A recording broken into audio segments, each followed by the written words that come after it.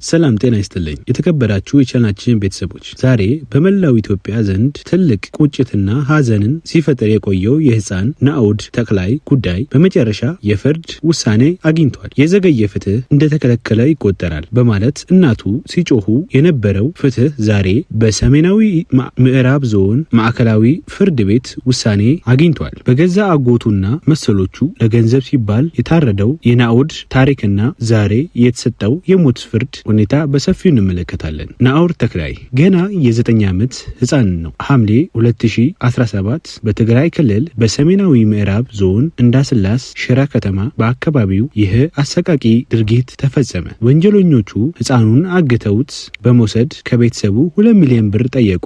ገንዘቡን ለማግኘት ከመጠባበቅ ይልቅ ምንም የማያውቀውን ህፃን ልጅ በአሰቃቂ ሁኔታ ገደሉት። ይህ ድርጊት በወቅቱ መላውን የሽረ ከተማ የኢትዮጵያን ህዝብ ያስቆጣ ነበር። የአጎቱ ሚና በዚህ ታሪክ እጅግ አሰቃቂ ነው። ገዳዩ የቅርብ ስጋ ዘመድ መሆኑ ነው። አንደኛ ተከሳሽ ክብሮም ገብረ ማርያም የሟች የህፃን ናኦድ እናት፣ ወንድም፣ ልጅ ወይም አጎት ነው። በቤተሰቡ መካከል ሆኖ የቤተሰቡን ሁኔታ እያጠነ የገዛ የእህቱን ልጅ ለገንዘብ አሳልፎ የሰጠውና ህይወቱ እንዲያልፍ ያደረገው ይህ የቅርብ ዘመድ ነው። ፍርድ ቤቱም ይህንን የማይታመን ጭካኔ ሲል ገልጾታል። ላለፉት 9 ወራት የናኦድ እናት ወይዘሮ ዮርዳኖስ በታላቅ ሐዘን ውስጥ ነበረች። ልጇን የገደለው የቅርብ ቤተሰብ መሆኑን እያወቅን ማስረጃውን እያለ ለምን ፍትህ ይዘገያል በማለት ተደጋጋሚ ሲጠይቁ ቆይተዋል። ፍትህ ሲዘገይ እንዳልሰጠ ይቆጠራል የሚለው የእናቱ ንግግር በወቅቱ ብዙውን አስቆጥቷል።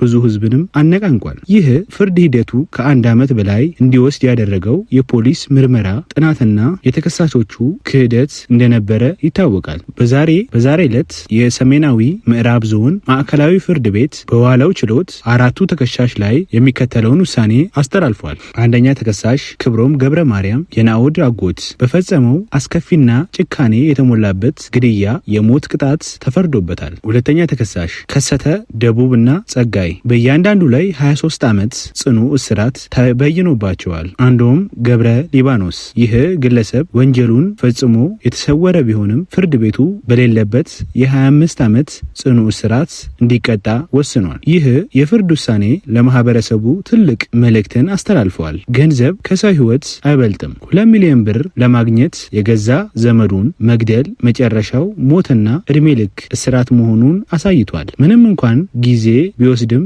የህፃን ደም በከንቱ ሳይፈስ ቀሪዎቹ ወንጀለኞች ተገቢውን ቅጣት ማግኘታቸው ለቤተሰቡ መጠነኛ መረጋጋትን ይሰጣል። የህፃን ናኦድ ታሪክ በሐዘን ቢጠናቀቅም በዛሬው ውሳኔ ግን ለግፈኞቹ ትልቅ ማስጠንቀቂያ ነው። የሟች እናት ወይዘሮ ዮርዳኖስ መላው ቤተሰቡን መጽናናት እንመኛለን።